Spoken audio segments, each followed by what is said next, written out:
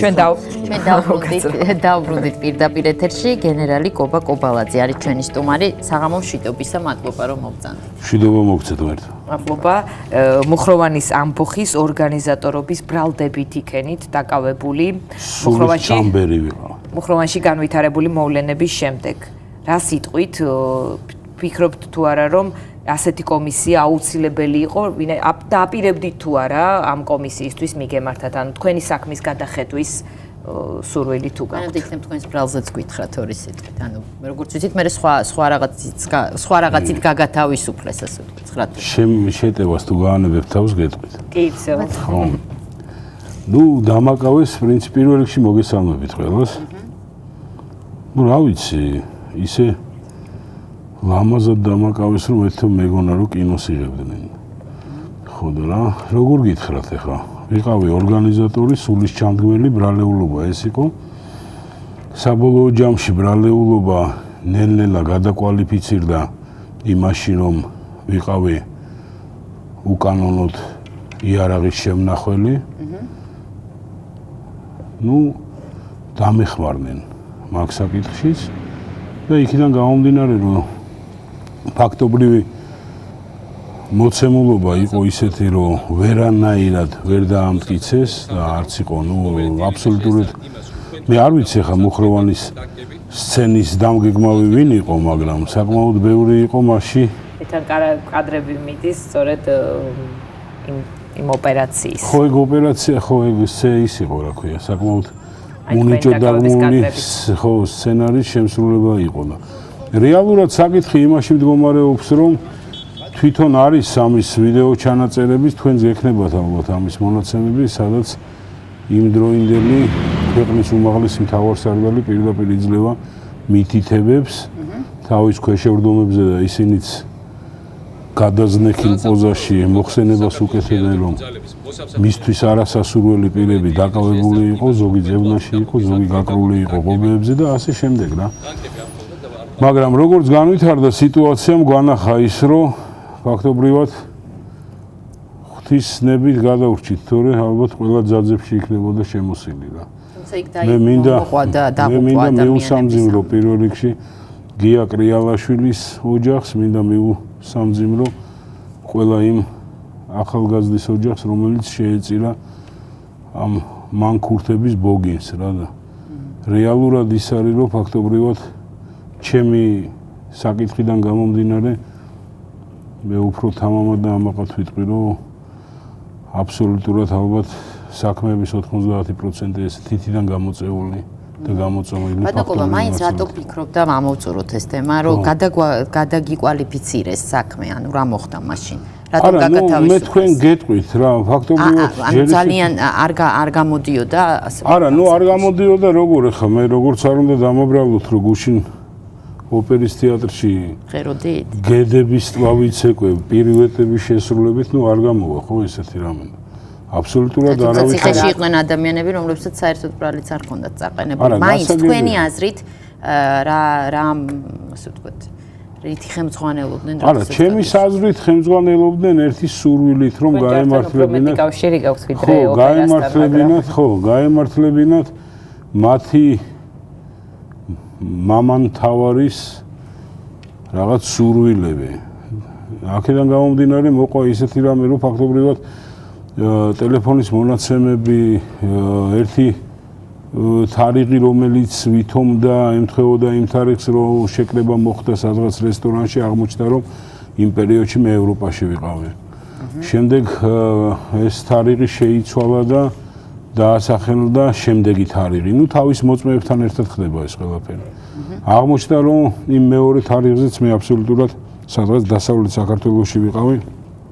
რეალურად თბილისისკენ რამოდენიმე დღის ინტერვალში გავლენიც არ მქონდა. ხო, ესეც ნუ არ მოეწონათ.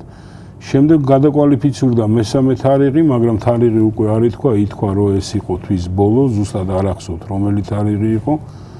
რა რიცხვები იყო, რა საათები იყო, მაგრამ მათ იციან რომ ეს იყო. შემდეგ ფაქტობრივად მასალა იყო შეთითხნილი იმ დონეზე რომ იმ მაგიდაზე ვითომ და სადაც შეკრება მოხდა იყო 6 ადგილამდე цаრიელი. ანუ რეზერვი იყო შესაბამისად სურვილიდან გამომდინარე თითო цаრიელ ადგილს შეიძლებოდა მიკუთვნებოდა სახელი და გვარი. მაგრამ მე პრინციპში არ გამომივიდა ეს ურთიერთობა. თქვენ პრეტენზიები გაქვთ თუ არა მართლმსაჯულებასთან? თუ თქვენთვის ის რომ დღეს ახალი ხელისუფლება და ის გასულ ვთქვათ წავიდა ის ხელისუფლება, ეს სავსებით საკმარისია. თუ თქვენ გინდათ ის 9 თვერაც იყავით დაამტკიცოთ თქვენი უდანაშაულობა. ანუ რამდენად აუცილებელია ასეთი კომისია? თქვენთვის რამდენად იყო აუცილებელი რომ მიგემართათ და ჩვენ არ გამოვსულვართ სიმართლის ძიების პროცესიდან, არ გამოვსულვართ. ჩემი ადვოკატი დრემდე ამ მასალებით ჩემო ბატონო სხვადასხვა ინსტანციაში მიმართვისთვის ემზადება. რაც შეეხება ახალი ხელისუფლების მოსვლას, რა თქმა უნდა, მე მივესალმები, გულშემატკივრობდი როგორც მოსახლეობის საკმაოდ დიდი ნაწილი და ამ დიდი ნაწილის მაგრამ არავის რომ არ გაუჩნდეს კიდე ხარვეზებით მართლმსაჯულების ცდუნება არ არის აუცილებელი რომ ყველა საქმე იქნას. გეტყვით ჩემო კარგო, ძირითადი ლაიტმოტივი იმის რომ ახალი ხელისუფლება მოდიოდა იყო ის რომ ხალხს ეჯერა იმის რომ სიმართლე აღდგებოდა რა. ფაქტობრივად ახლა ვინც არ უნდა გააჩეროთ, რეალურად ყველას იმედი აქვს დღემდე რომ სამართალი იზეიმებს და ახლა ჩვენ შეიძლება რაღაც ფორმებში ვთქვათ იმ საკითხში, სადაც სახელმწიფო იყო დამსჯელი ამ ხალხის, შეიძლება ვიღაცა მოერიდოს იმ საკითხს, რომ ეს სიმძიმე შეიძლება სახელმწიფოს დააწვეს. მაგრამ რაღაც ფორმაა შესამუშავებელი, რომელიც რა თქმა უნდა 1 წელი, 2 წელი არ ეყოფა ამას, იმიტომ რომ სახელმწიფო უნდა ჩამოყალიბდეს და შედგეს, მაგრამ რაღაც ფორმა იმისი, რომ სახელმწიფომ გამოხატოს. ფორმა გულშემატკივრობის და თანადგომის და სიმართლის გატანის თავისი მოსახლეობის და თანამოქალაქეების ეს არის უპირველესი ვალდებულება სახელმწიფოზე. მე ესე ვფიქრობ, ესე მჯერა და რაც უმთავრესია და რაც რეალურია, ჩვენ სიმართლის ძიებას არ მოვეშვებით, მანამ სანამ სიმართლე არ იზეიმებს, ჩემ შემთხვევაში ამას აბსოლუტურად არ აქვს არსებითი მნიშვნელობა მატერიალურ ანაზღაურებას, აქ არის მორალური საკითხი. არა, აქ არის მორალური. მნიშვნელოვანია ზოგადად ასეთი. ნებისმიერი თავმოყარი ადამიანისთვის ჩემის აზრით მნიშვნელოვანია პირველ რიგში ღირსების პრიორიტეტი და საკითხი, ვიდრე შემდეგ მატერიალური. იმიტომ რომ მაგრამ ამ ადამიანებს მთავრობას აქვს არგუმენტი, რომ შემდეგ გაუჩნდებათ კომპენსაციების მოთხოვნის სურვილი, რომ ისინი უკანონოდ იზნეს აპატიმროებში რაღაც პერიოდის განმავლობაში, ანუ ეს არგუმენტი თუ არსებობს. იმ საკითხში, როდესაც მემკვიდრე, სამართალ მემკვიდრე ხდება ახალი ხელისუფლება, ძველი ხელისუფლების არის გარკვეული ვალდებულება თავის მოქალაქეებთან, რომელიც სამართლებრივ ჭრილში იყო ისევ სახელმწიფოსგან დაზარალებული. ჩვენ ხომ ვიცოდით რომ ახალი ხელისუფლება რომ მოდიოდა, მასთვის ზეპირ განაცხადებშიც პრიორიტეტული იყო სიმართლის და სამართლებრივი პოზიციის აღდგენა თავის მოქალაქეების მიმართ. ეს ხო იყო, აქ არის უბრალოდ სახელმწიფოებრივად რაღაცა პოზიცია და ფორმა შესამუშავებელი, ეს ალბათ უფრო კომპეტენტური და ხალხია, იურისტები არიან, რომელიც ამ ფორმას ჩამოყალიბდებიან. მაგრამ აქ არის მარტო ის ხო არ არის, რომ დაიჩაგრენ, აქ არის ოჯახები, ჩემო ბატონო, აქ არის საკმაოდ წარმატებული ოფიცრების დამსხვრეული კარიერა, ესე უბრალოდ არ არის. არა მარტო სამხედროებს, ავიღოთ ბიზნესი, ავიღოთ სხვა სტრუქტურები, ჩემო ბატონო, ადამიანის უკან დგას ოჯახი, შვილები, ეს ამიტომაც არის მათი მხრიდან შეიძლება ადეკვატური იყოს კომპენსაციის მოთხოვნა. გასაგებია თუნდაც ის საკითხი, როგორი რამეა, იცით, ახლა მუხროვანის საკითხში მაგალითად, ისევე როგორც სხვა საკითხებში ნონსენსია იმ შემთხვევაში, რომ მუხროვანის საკითხში ყველა ბრალდებულს, რომელმაც მოიხადა საერთო, არ მოიხადა ის და საერთო აღსრულების დაწესებულებაში, ისინი განთავისუფლდნენ პოლიტიკური პატიმრების სტატუსით. ამ შემთხვევაში, ვინც ადრე გამოვიდა საერთო აღსრულების დაწესებულებიდან, მათ პოლიტიკური პატიმრის სტატუსი არ აქვს მინიჭებული. თქვენ წარმოიდგინეთ ნორა კვიჩციანის საკითხი, აბსოლუტურად არ არის, ხო? წარმოიდგინეთ ნანუჩი ნავერიანის საკითხი. წარმოიდგინეთ საკითხი თუნდაც ემზარკვიციანის, რომელიც მზად არის რომ სამართალდამცავ ორგანოებთან იმუშაოს, ითანამშრომლოს რეალურად, მაგრამ დღეს კვლავ ხრჩება დევნილობაში. არის საკითხები, რომელიც გაცილებით უფრო პრიორიტეტულია ჩემის აზრით, ვიდრე იგივე მატერიალური ანაზღაურების ფორმა. ხარ, ბატონობა, თქვენ თქვით, რომ თქვენ სიმართლეს მაინც იპოვით და ადამიანს ყოველთვის აქვს ეს განცდა, რომ სადღაც აუცილებლად იპოვის ამ სიმართლეს, მაგრამ სახელმწიფოს პოზიციიდან რომ შევხედოთ, ასეთი პროცესების შეჩერება და ჩემი აზრით ეს უფრო, ну, ყველაზე ისეთ შემთხვევაში სიზარმაცია მექანიზმის გამოძებნა, ასე ვთქვათ, შეიძლებოდა.